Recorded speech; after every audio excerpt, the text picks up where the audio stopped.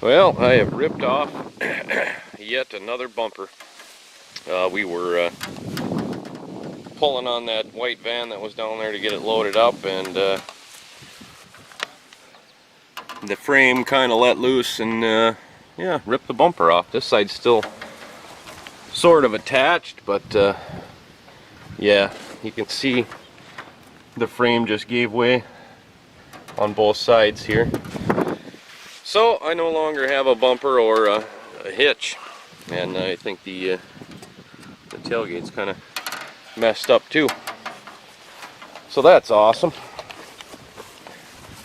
And the frame has already got holes in it and everything everywhere else, so I don't think I'll be putting that bumper back on anytime soon. But what I was thinking was it would be nice to have something like a tow truck so I can move these two vehicles out of my way before winter hits. And I've been thinking about that. I don't know exactly how I'm going to do it, but I was thinking I got an extra cherry picker laying around. Maybe I could mount that in the bed of that truck, and then that way I could just back up to the truck, throw a chain on it, jack it up, and drive it away. Because I have rear wheels on these cars, just not front ones, so I don't know exactly how I'm going to do it, but that's an idea. Well, that escalated quickly. Went ahead and I took the bumper off. Rather than cut it, I just hooked it to the Ranger out there and pulled it. Probably not the best idea, but I did get it off. Kind of ripped a bit of the back of the frame off and tweaked this one. And then I took the tailgate off. After I took the tailgate off, I decided to take the liner out and see what I'm working with in the box here, and it's pretty rusty. There wasn't much holding it down, so just bolting that lift in the back just not going to work, that cherry picker. So decided to take the bed off, the box off, and see what I'm working with. And what I'm working with ain't good. This crack that was here is a good bit worse than it was before.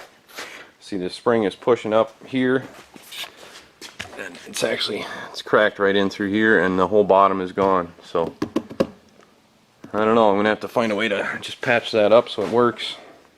I'm never taking this thing on the road, so I just want it solid enough so I can use it around here. I'll go ahead and get rid of this tank because the filler neck is rusted away anyway, and I think the tank itself leaks, so I'm not going to use that.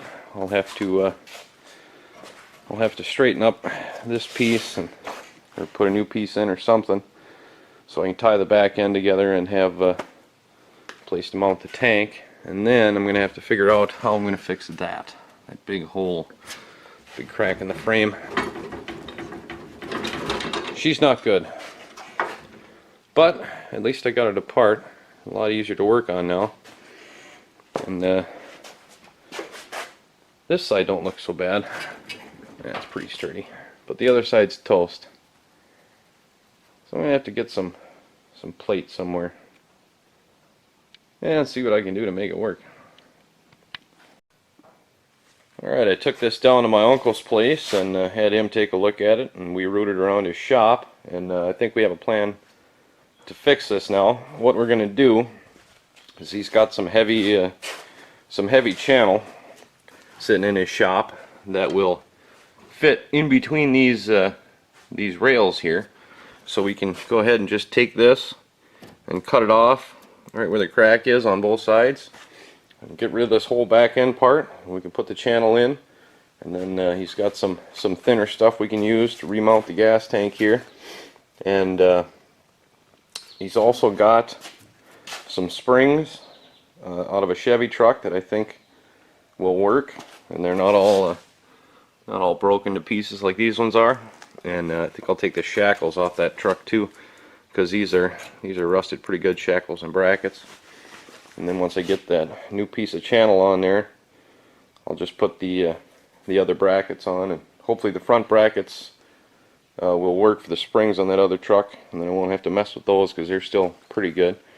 I won't have this little kind of dip here in the frame. It'll just come straight across, but I can make that work. That's not too big of a deal.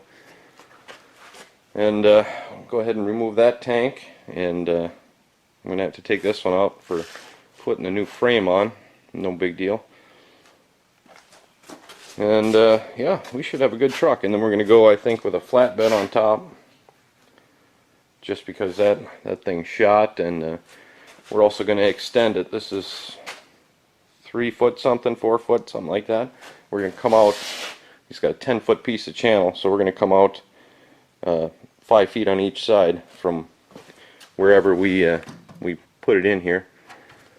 And it should be plenty sturdy enough to do what we need to do. And yeah, I think a flatbed will be nice.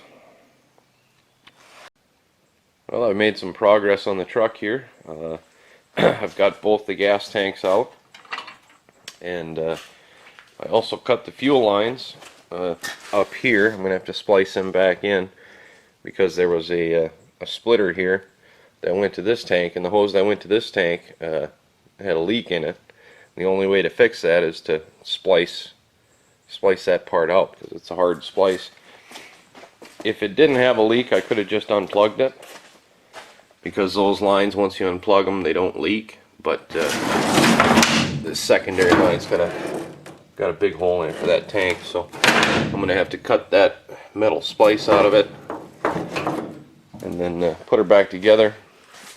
I would like to use this front tank. That would be a better place for it, but the tank that's on it is got a hole in it, so it just leaks anyway.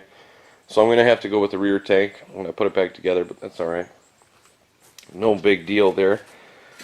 What else did I do? Oh, I got these bolts cut off the leaf spring here.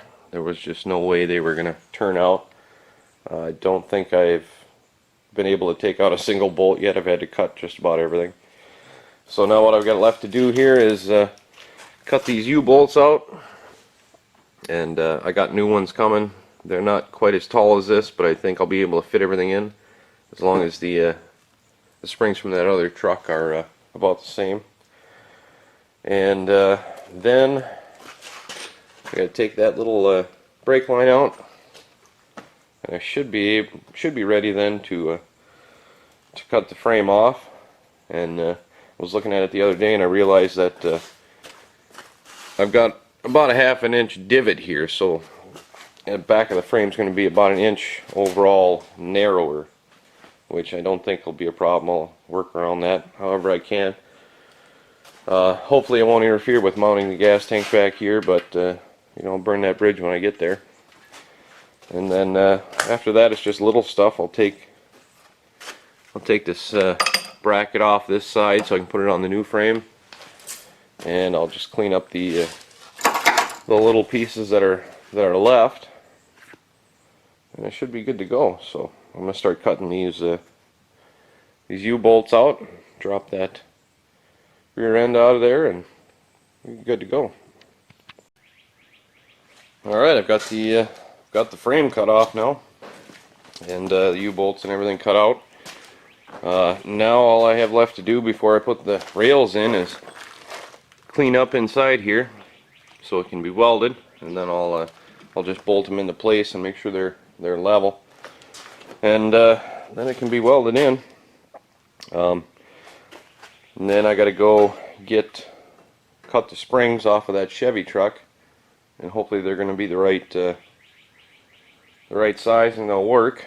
I did get some U-bolts. They are slightly smaller, about 2 inches smaller than what these ones were, but that'll be okay. I think I just won't use the lift block that was in there, the lift blocks, and that should be good. I can throw the helper springs back in, and maybe I'll take a leaf or two out of these packs and throw them in the other one, give me a little bit more load capacity, a little stiffer rear end.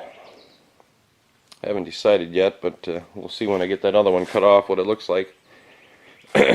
Tell you, I think I need a bigger shop so I can spread out the destruction. It's getting kind of crowded in here.